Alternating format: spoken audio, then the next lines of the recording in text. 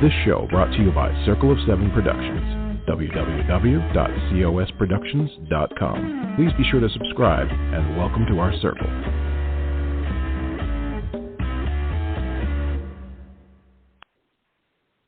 Hello, everybody. This is Patricia W. Fisher with Readers Entertainment Radio, and it is the first week of July. I can't even wrap my head around how fast this year is going. I always say that over the summer, and then it just happens all the time anyway. So we have some really fun and amazing writers this summer, and know that it is a really great book for you to step back and just let yourself read that book that's been sitting in your to-be-read pile or what have you. Just give yourself time to breathe and step away, go into an alternate reality in the pages of a book. It's, I think, incredibly important and healthy because sometimes the world just gets a little bit overwhelming. And I'm not saying to forget or blow things off or not go back to helping others when you're done, but just sometimes you need to breathe.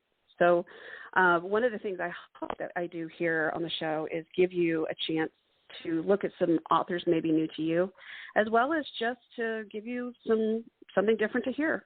So today I have Whitney Dineen.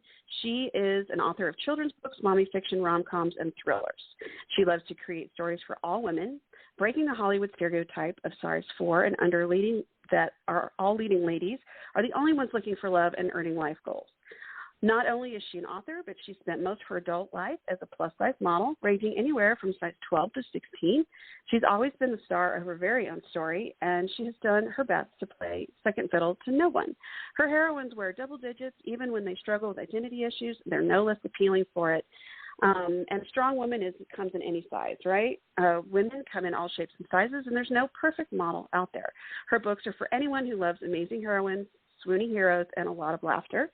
Her newest, The No Ordinary Hate, is the first book in a Gamble on Love mom-com series, but she has a ton of other books to choose from, so believe me, you will be very, very busy reading her stuff. You can find Whitney online at her website, Facebook, Twitter, YouTube, BookBub, and Goodreads. All of those links are in the write-up of the show. Welcome, Whitney. How are you? I'm great. Thank you for having me. Absolutely. I'm happy to be talking to you today. It's been a hot minute since we talked. Yeah, because the last time we talked, we talked about your Scottish romance. It's been a bit. Correct. Relatively normal. That was a long time ago.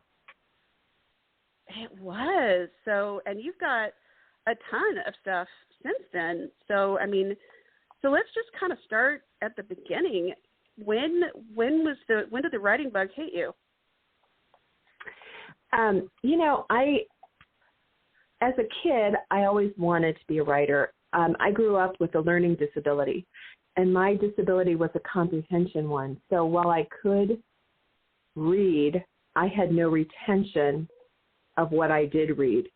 Okay. So it made my formative years a bit of a struggle, and I used to sit in the library and stare at all the books and think, oh, my God, can you just imagine what it would be like to just write one book? Just one book. It has to be so amazing. And so I started growing out of my disability in high school, and I got into the honors program, which meant I had no social life because I had a lot of lost time to make up for. So anyway, it goes back to then. That was the time where I was like, if I could just write one book in my life, I'm just going to feel like a superstar. Well, I mean, I'm amazed how many authors I talk to that they have something that kind of inhibited them from being able to read or write well as kids. Dyslexia, attention, comprehension, dysgraphia, and I always find it very interesting how those of us who struggle go into those fields because it's like I want to do this. Like that drive to understand and comprehend and communicate is so huge. So good for you. I can't imagine how many parents are probably inspired. Yeah. And to yourself is the big one. Like, because you know it, right? It is, right. And when I was a kid, I thought, I don't care what kind of book it is. It could be a comic book. I didn't care. I just wanted to write a book. So, it wasn't until I was an adult, probably in my mid-30s, that I thought, what am I waiting for? why don't I just try it? So clearly it's worked out okay. So what was your, it has. You've got quite a few. I mean, you've got like, this lovely little long stretch of book covers. So, and all of them, will be popping up here as we're reading, as we're talking. But I mean, it's one of those things that's just kind of fun to see the progress. And then you get to, of course, you look at it and go, wow, I wrote a lot of stuff.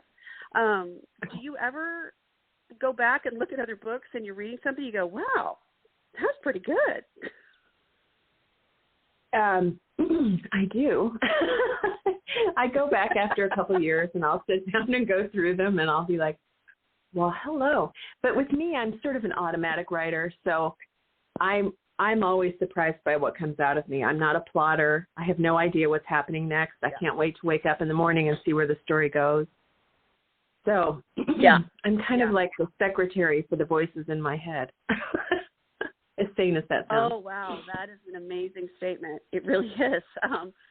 My daughter was asking the other day, she goes, so how's this going? Because I've kind of had brain fog for the past couple of years. And I was like, well, my characters are really talking to me now, and they're doing stuff that I didn't realize that I was like, oh, well, that makes sense.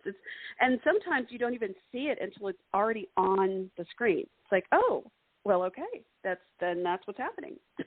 And that's why. That's exactly how it is with me. I'm like, whoa, I didn't see that coming. And then it just keeps going. So I'm sort of reading it for the first time as it's being, as it's being written. I'm good with it. It works. Yeah, it does. So you have this really wide range of books. You've got children and middle grade fiction, romantic comedy, mommy humor, thrillers. How do you put your brain in these different boxes? I mean, these different genres? Because if you're writing middle grade fiction, it's very different from thriller. Well, it is. And I think the middle grade fiction, I wrote those books a long time ago. I only have 2 published, and there are 6 books in the series. But my romantic comedies just took off. And so that's where my focus has to be. The mommy humor book was cathartic to me. I had really horrible postpartum depression after both of my girls. And that was just cathartic to me, becoming sane again when they were like 5 and 7. It took me a while. Yeah. So, and then the thriller, I would write thrillers every day of the week if I could, but like I said, my rom-coms are what people love me for. That's what they buy. And so that's no hardship for me to write those. I love them. Right. So the voices are diverse. Right. It's funny because it's one of those things that sometimes you're like, okay, I'm going to go and I'm going to write this and I've got this chapter to finish, and it's burning a hole. It's burning a hole in your brain, but then all of a sudden this other story shows up, and you're like, oh, no. Do you have a method where you write things down just so you don't forget, like notes for yourself, or do you let yourself purge that out and come back? I don't. What I do is if I've committed to a series and someone starts talking to me that's completely unrelated to the series, I just write faster to get the series out so I can get there. I don't write it down for the reason that it may not want to tell itself to me at that point in the game, and I want to be open for whichever story wants to be written when I'm available to write it. Right. So tell me, so you've talked about in your bio, you talked about sizes and classic Hollywood sizes and such, and there has been a change over the past several years. It's slow, but I'm glad to see more kinds of people in movies, and more different sizes and everything. How did you get into plus size modeling, and then when did you decide to pull that into your stories, like those kinds of stories? I was in college, and my roommate was a model, and we were going to buy tickets to an REM concert, and she had to stop by her agency to pick up her check so she could pay for her ticket. So when I was there, she introduced me to her agent, who said to me, well, have you ever thought about modeling? And I had thought about it. You know, I was 6'1" and I was a size 10 then. And I was too big, or I thought I was too big. And she said, well, we have a new plus size division. And I was like, wow, that's not very nice. And so she showed me pictures of who were plus size models at the time. And they were 8s, 10s, 12s, 14s, and they were gorgeous women. And I thought, well, what the heck? Why not? Why not give it a shot? Right. And so I wound up working a lot, and I moved to New York, and I worked there for a few years. I met my husband there. And then we moved to Los Angeles, and I continued on. So I definitely was kind of one of the pioneering, it was the pioneering age of plus size modeling. It was very new. It was in the late 80s, all throughout the 90s. I guess I stopped in 2010. Okay. And it's nice to see what's happened. I mean, I'm so far away from it now.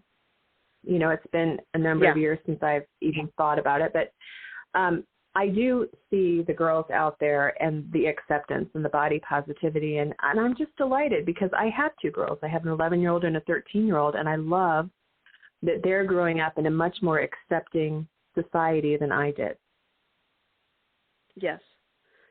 And I think it's the, it's funny because my daughters, I have 3 girls and a boy, and so sometimes 80s movies will come up and they'll just look at me like, what is going on? Like, nobody, all the women's hair is huge, right? Because it was. And which I love. The bigger the hair, right? Yes. Right? The closer to God. The better at. That's right. Tied, dyed, fried, and 2 feet wide. That's right. So, but then we have, but everybody was so thin.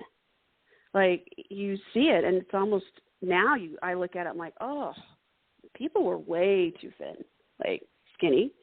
So, and unhealthily so. I mean, there's people that are naturally thin and are naturally toned and athletic. You know, they will, in the natural way of like they're exercising, they're working for it. But it's interesting because it was like one size, like you're talking about, and that whole change came. And well, at that time there was no awareness on the societal level of eating disorders. So at the time, you had a lot of women who weren't eating, or if they were eating cotton balls because they wanted to fill up their stomach, and they were throwing up, and they were taking laxatives, and that's not the way to do it. So I love what is going on now. Only in my first 3 books are the girls size 12. Okay. And then I just don't even comment on size because it's become such a non-issue. Do you know what I mean? I want every reader to read the book and feel like I can plug my face into this book because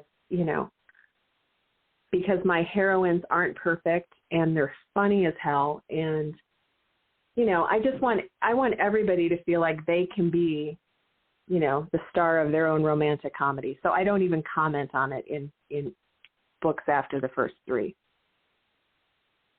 Yeah, I think I have found that you can make this, for lack of a better word, arbitrary size, because if you never really mention it and you just, if he's describing her or she's describing her and saying, she had curves in all the right places, well, that could be anybody.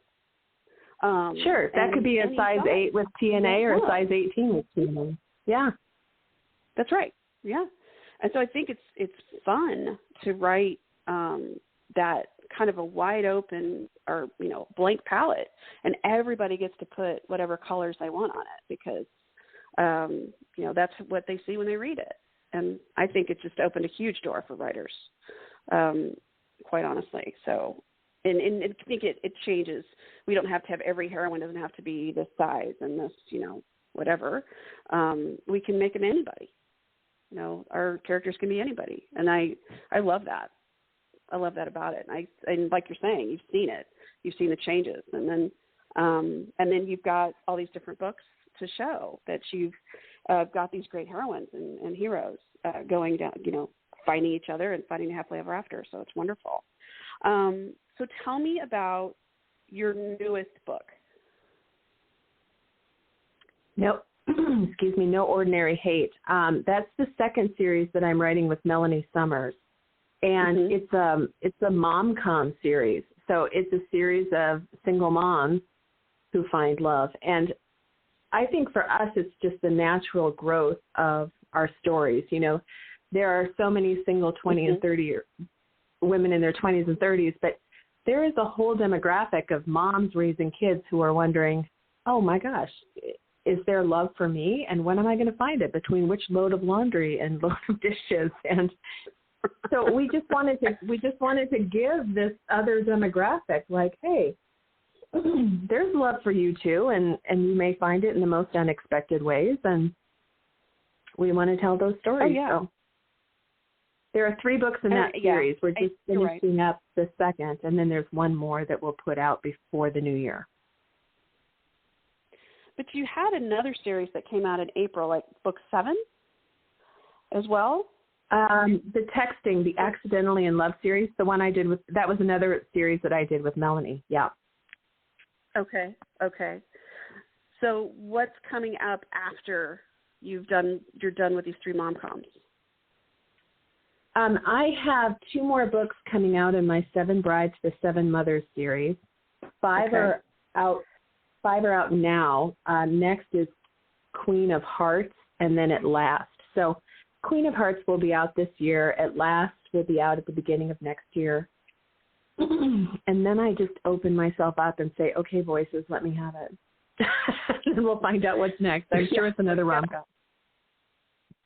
So what's your method? Like, do you give yourself a certain amount of time to write a book? Do you have a schedule? How do you sit down and get these books finished? So I don't have a schedule. I like to get a first draft done in 6 weeks, so it gives me some time. Okay. I don't say you have to write this many words a day. In fact, for me, that's like the worst advice, because sometimes I'll sit down and write 1,200 words, which is nothing, and be like, well, that's all I can do today. And then the next day I'll write 7,000, and they're great. So I don't want to force a story that isn't organically telling me how it goes, because who knows what I'll wind up with. So I just fly by the seat of my pants. I wake up early. I'm up at 5 a.m. when I'm writing. Make a big old pot of coffee, hit the office, and then by the time my kids are up, especially in summer, you know, I have my word count in, so I can go out to the garden and do the gardening and take them to the pool and do mom things. Do you bring something with you to write ideas down, or are you done for the day? I mean, like, that's your word count, you're done. No, I'm done. I'll keep writing as long as the story is talking to me, but when it's like, okay, well, we're stopping, well, then I just stop and I go in the other direction. I do what I need to do. And as a mom, else. You know, that's a lot. I do. Right. Yes. Yes.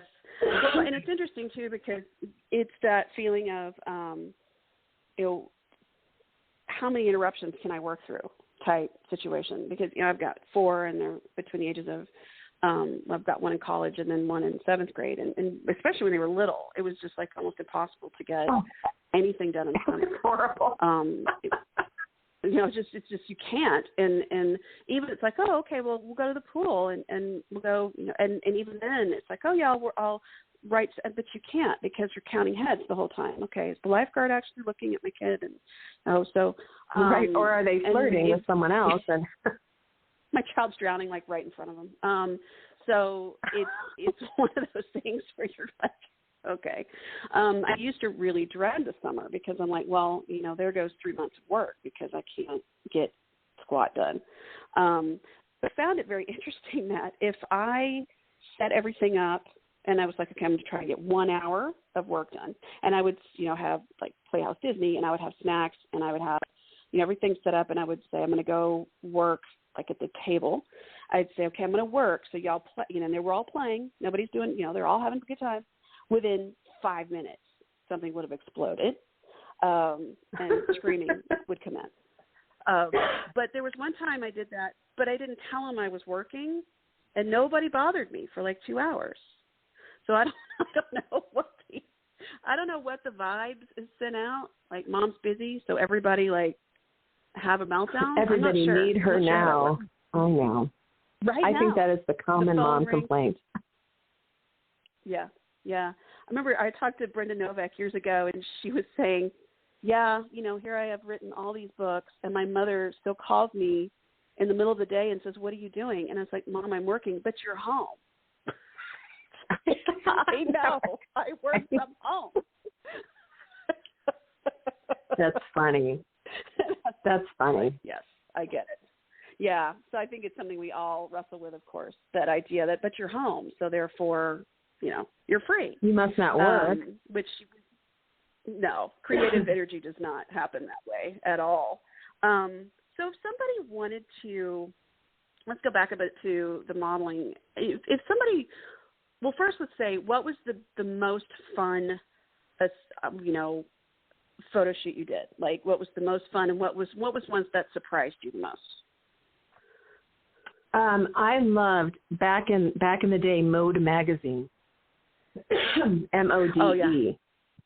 Was the big plus size high fashion magazine. So I loved working for them because it was always interesting locations and everyone just had such a great time, a lot of fun. Surprisingly, I love doing dam skin ads, which I'm like the least athletic person in the world. But I jumped ropes and I rode boats and I jumped on trampolines and I did all kinds of crazy crap for them. And I loved it. I had so much fun, which surprises me. A lot. Cool. That's cool.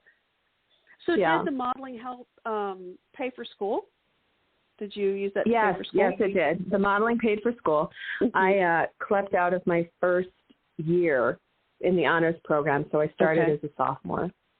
And nice. I did, and it was great. And I look back at it, and I'm happy I did it, but I'm not going to encourage my kids to do it. I'm going to encourage them to, take the academic route, because I look back and think, man, if only I had heard how smart I was my whole life, maybe I'd be, a quantum physicist now, and maybe I'd be doing crazy, cool, advanced math. But instead, I had a learning disability, and I heard how pretty I was my whole life. And so it sort of veered me into thinking, well, that must be how I'm supposed to make my living.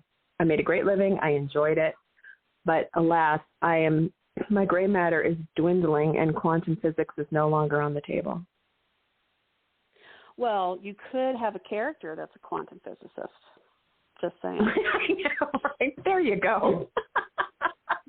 I won't get into any of the deep thinking, but physicists should have love too, right? Right. You could do like a reverse Big Bang Theory. So you could do, all the women. Yeah. You could have all of the nerds are women instead. So that would nice. You should write that. There you go. There's your next assignment. There's your next project. Right Note to self. Talk to quantum physicists. They're too funny. And then I just dated myself. So. No, believe me. I think we're in the same pool there. Yeah. You saw my before and after. The before and after? I was just going to say, yes. You saw my before and after COVID pictures. I started out all brunette looking perky, and I ended it like, screw it. I'm just going to be gray, and who I am, I can't even. I'm so done. Right. Would you go back into modeling if you could? No. At this point? No. No. Okay. No, there's not enough time in my life. I mean, I don't want to be traveling. I want to be home with my kids. I want to be out in my garden. My kids are, like I said, 11 and 13, and I'm already feeling like, oh my gosh, that time's running out. Yeah. Before they're off to college. Yeah. So, no. I mean, don't get me wrong, I love to see the granny chic ladies modeling out there with their gray hair looking fabulous. And I think it's great, but it's not for me. Right. Yeah. Yeah. But it's good stories, though. Mm-hmm. Yeah, and I read so many books during those years because we'd be out on location in San Francisco or New York, or I'd be somewhere sitting in a mobile home getting my hair and makeup done, waiting all day for my 20 minutes on the set. So I read and read and read and read. It was great. Yeah, I don't think a lot of people really realize modeling fault. There's a lot of just right. I don't think people realize how long you wait for something to happen. Like you're sitting waiting for a very long time for everything to be set up. It's boring as all get out if you're not doing something else. I used to go with my husband. My husband was an actor for 30 years. And I'd go with him sometimes on set and sit in his little motorhome waiting to be called to go on. Hours and hours and hours would go because one shot took longer than they expected, and this happened and that happened, and then they're setting up the lighting. And I thought modeling was bad. That was horrible. I feel bad for those guys. It's a lot of waiting. A lot. I worked out. I'm in Texas, and there was a place called Green Hall, which is not too far. And I worked out there, and they did a beer commercial. So they wanted a bunch of us from the restaurant to do that sat behind it, the gristmill, to come and be in like extras. And so we did it, and we were there 15 hours for a 30-second commercial. And, I mean, they filmed a bunch of different things. So, of course, they pieced together like 3 or 4 commercials from it all day long. And it was in the summer.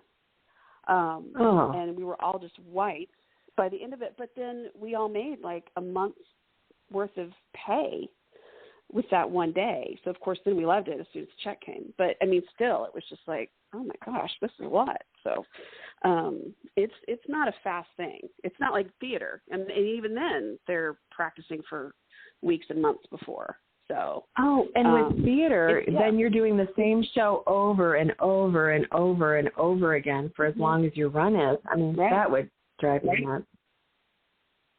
Yeah. Well, yeah, I was thinking about that. We just went to New York and we saw some different ones, and I'm like, wow, they do this 7 times a week.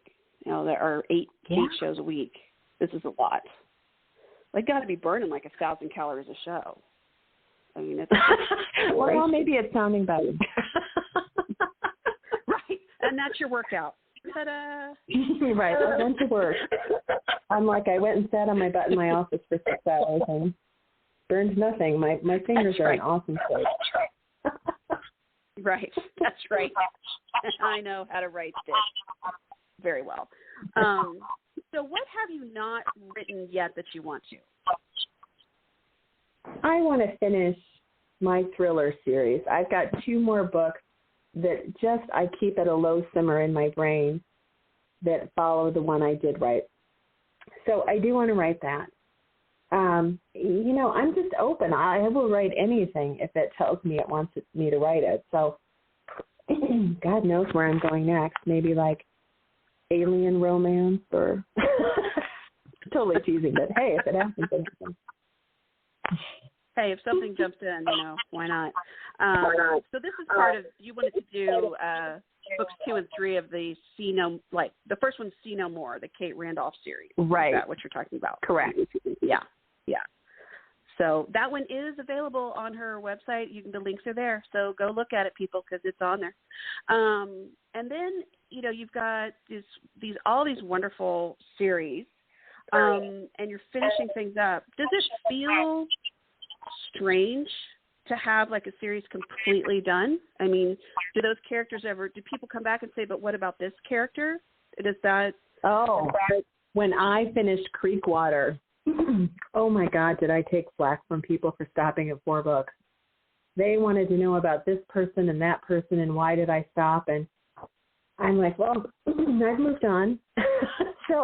But I get people even now emailing me saying, could you please write this one character in Creekwater? I just need to read this book. And I can't go backwards like that. I mean, maybe someday I'll be able to, but right now they're just going to have to be mad at me. Did I lose you? Patricia, I think I lost you. Okay. Yeah. Okay. I did. I was like, oh, my gosh, I lost Whitney. And it's like, no, you lost me. So it's very strange. I'll fix it in post-production. Okay. So, but I was saying, yeah, it's fine. But do you go back at some point, and if you finished a series, and people come back to you and say, but what about this character? Do you feel the want to go back and write more in that series, or are you like, okay, I'm done? Well, so in the Creekwater series, that's been the big one. Yeah, the Creekwater series is the big one where people are really mad that I didn't tie up one character for them. So I am tempted at some point to go back and give that series a 5th book. In the 7 Brides series, it's 7 books. I mean, each character has their own story. It's completely different. You know, it's different heroes and heroines in every book. But I'll be done with that. I don't think I'll take on another long series like that again. Relatively Normal was 3 books. The Mimi Chronicles was 3 books. I think I kind of like that 3-book place because it keeps it fresh for me, so I can jump in and do something totally different afterwards. Nice. So yeah, but how do you keep your characters straight? Do you write them down? Do you have a grid? Do you Excel? Do you just remember? I mean, you know, what is your method of story Bibling, basically? Well, I have my editor do a story Bible for me. Oh, nice. As they go through it, so I can go back and remember who's who. But Melanie and I, when we're writing a book, we forget the characters' names during the book. We're like, who is that person who blah, blah, blah?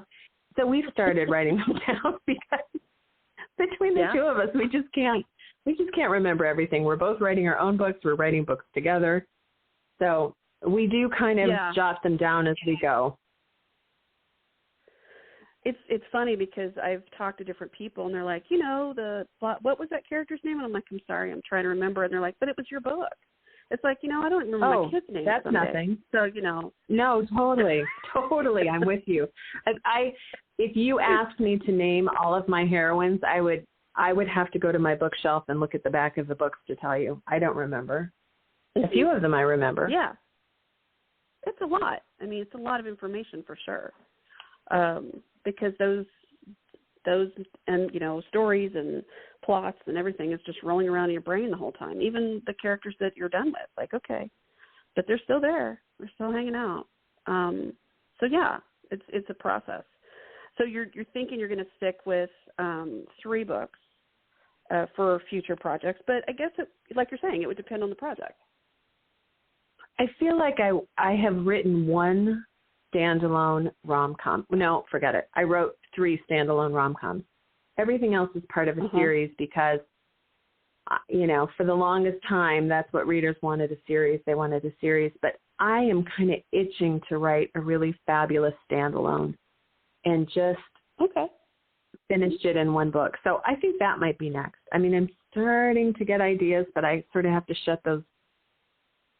shut all the chatter down so I can finish the last 4 books on my plate right now. Right.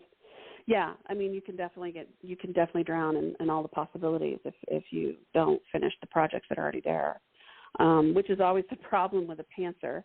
And if in those listening, a pantser is a writer who just writes, like they don't necessarily have a plan or an outline. A plotter is someone who writes everything down and then goes by that as they write. Of course, adjustments are made on either side. I have a very good friend of mine who's an amazing writer, but she sits down and plots out. I mean, she knows, you know, what the hero's dog's name was when he was 6. I mean, you got everything. I just kind of wing it until I can't wing it. You know, like I've got this much, I have to kind of sit down and put it in some sort of order. So yeah, it's always, everybody's got their own technique, and every book is different too. Some books, I'm sure you write from beginning to end, and then some is like you write by scene. I don't. I write from beginning to end. That's how my brain works. Okay.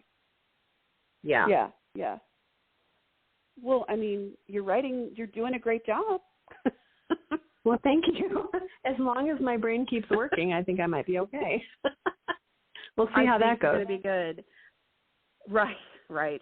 The last few years have been interesting, so definitely taxing on the brain. It's been wild. It's one of those things where you think you just read about it in books, like everything shuts down and this weird, virus comes and you're like, okay, and then it happens and you're just kind of wondering what? I mean, it's a very interesting place to be for sure. So I would say my creativity really took off. No, I mean, and it did. A lot of people had that. A lot of people, and I am so grateful for everybody who said, okay, well, I'm home and I'll be working from home or what have you, or I'm not going anywhere. So let's just make some magic happen. And I am so grateful for everybody who did that, because we needed an escape. All of us needed escape. So thanks. Well, those of us writing needed the escape too, I think, because for me, the day we went into quarantine, I was diagnosed with breast cancer. So I'm like, ooh, I don't really want to pay a lot of attention to that. So I kept writing, and then my girls were home, and we're trying to make the most of that. And my mom was dying. My mom died in February. So all of that was going on. So for me, the writing was just the most fabulous. I don't have to be me for as many hours as I'm writing, which is great. Right. I enjoyed that. For sure. How are you doing? Oh, I'm fine. I'm fine. It was just a little burp in the road. It was just fine. Surgery and radiation, and it's passed. Good. I mean, I can't imagine. I was thinking about a lot of people who are dealing with that kind of thing. I work with ovarian cancer advocacy, and I'm just thinking of all the people that are dealing with these diagnoses while in quarantine or as the stuff's going on. It was a lot. So I'm glad you're okay. I was really lucky that I got diagnosed, because after the day I went in, I sat there in the waiting room waiting for my biopsy, listening to them cancel every appointment on their books. And I thought, my God, those poor people, what if somebody actually needs that appointment? And my surgery got postponed and postponed and postponed. And that was a little stressful, but I felt enormously fortunate that my appointment was not one day later, because it would have been a completely different story for me. Right. I would have been canceled for a year, and I would have been in real trouble. So I felt very fortunate with it all, and it was just a little hiccup, nothing more for me. Wow. Will you bring any sort of cancer awareness into your stories? Or is that something you're just going to leave in this world and not your fictional world? So I have no idea. For me, my heroines are heavy on the comedy, because life is flippin' funny. And so I want to laugh, so I want other people to laugh. So I'm heavy on the comedy. I'm not quite sure where breast cancer fits in on the comedy radar. I'm sure that there's a way to do it. And if it happens and wants to be told, I'll definitely write the book. But I'm not going out of my way looking to write that book. Sure. I want the women who are waiting for chemotherapy to be laughing. Yeah. You want them to have those endorphins kicking in for laughter, for sure. And find a different way to see it, even if it's 5 minutes, because I think that builds hope. Yeah. One of the things I've told, I'm sure someone out there is going to hear this and think, oh, my God, Patricia, you're terrible. When my grandmother passed away, she had leukemia, and she had been diagnosed on the 13th of July and died the 31st. It was very, very fast. And she had chemotherapy, and it was all very unexpected. She was super healthy. She was expected to live to 104. Like the insurance company reluctantly said, "Oh, we're going to have to, cover you to your 104." And then, a year later, she's 78, and this happens. And so she didn't lose her hair while she was going through chemo, because she died so fast. And because she'd asked to be, she was on the ventilator. She died so fast, she didn't lose her hair. And so she was on the ventilator. She asked to be taken off. She says, "I'm done." So we all said our goodbyes. And my cousin and I are in the room, and when I've been an ICU nurse and a trauma nurse, And so when someone passes away, there's this want to touch their hands and like touch their face. You know, it's one of those moments. And I touched my grandmother's face, and I ran my thumb across her eyebrow, and it fell out. And yeah, and my cousin completely lost his mind because he's like, "What did you just do?" And my mom and my uncle and everyone's outside, and we're in there looking like Lucy and Ethel trying to figure out how to put her eyebrows back in. And it was one of those moments that was so absurd that we were crying and laughing at the same and freaking out at the same time. It really was one of those just dreadful moments, and we've mentioned it to each other since then. But yeah, it's just one of those things that you go, I had no idea this would be what we'd be doing right now. So yeah, stories come from everywhere, and there's so much humor in death. Yeah, and there's so much humor in it. Like my mom was dying from cancer, and it was supposed to be very slow going, but she had a fall that started a brain bleed, which excelled it enormously. Even when she couldn't get out of bed, she would look at me and say, "You need to get me on that scale so I can find out how much weight I lost." I can't pick you up and put you on the scale. And she's like, "Why? Why can't you do that? I want it in my obituary." Yeah, come on. She lost 56 pounds and looked great. Yes. There's a lot of humor. No, yeah. It's very interesting how people approach it. It's different, and some people, if they are able, and it can be quite a beautiful moment. Not everybody's is, of course, but yeah, it really can be quite a beautiful moment to be there for someone as they go to the next adventure. Both of my parents died in my home, and I was there, and it was absolutely extraordinary. I'm so blessed to have had that. Yeah. So, those moments, I think people don't talk about enough. But yeah, how do you put it in a story to be uplifting?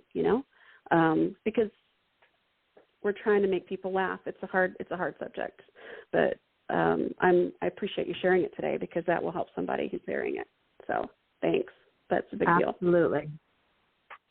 Yeah. Happy to do it. We are going to wrap it up. So, Miss Whitney Dineen, I so appreciate you talking to us today about your many, many projects, ones that are out, ones that are coming, and ones that are in the universe floating around somewhere soon to attach to your brain and give us another amazing few books. So thank you. Well, thank you. It was a fun chat. I always enjoy talking to you. So everybody who's been listening, we're talking to Whitney Dineen. She is a writer of children's books, mommy fiction, rom-coms, and thrillers. Her newest release, No Ordinary Hate, is from her A Gamble on Love series. It's a mom-com series, single moms finding love, which all single moms, single dads, need to find some happiness in the world because, there's a lot out there. And she has a ton of other books out there as well, and you can look at her website, Facebook, Twitter, YouTube, BookBub, and Goodreads. All of that is in the write-up of the show. So please, everybody, keep on reading and stay safe. This show brought to you by Circle of Seven Productions, www.cosproductions.com. Please be sure to subscribe, and welcome to our circle.